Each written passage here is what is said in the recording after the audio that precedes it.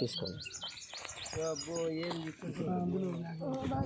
శ్రీరామ్ అంటుంది అక్కడ, నేను అక్కడికి వస్తున్నా.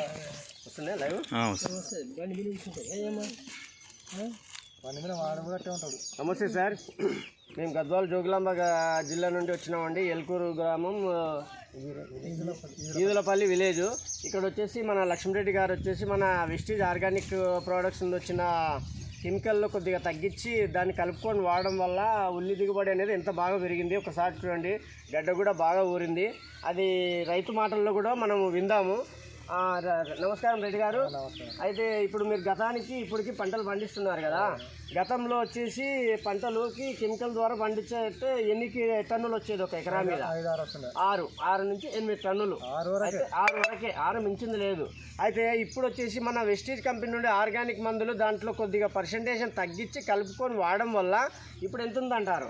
12. అంటే సగానికి సగం దిగుబడి 100% పెరిగింది అనడానికి నగ్న సత్యమే మనకు కనిపించే రాసి.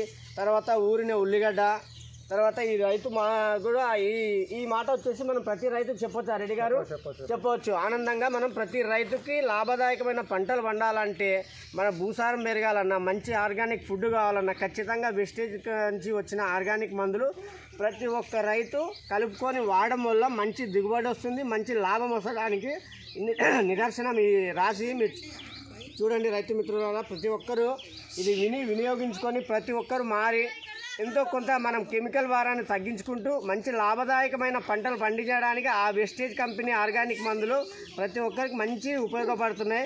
ఏం రెడ్డి గారు, వాడచ్చా? ప్రతి ఒక్క రైతు నిరభ్యంతరంగా వాడచ్చు. ఏమిటండి? ఓకే. గద్వాల జోగులాంబ జిల్లా, ఎలుకూరు గ్రామం, ఈదులపల్లి విలేజ్. చూడండి. Okay, thank you.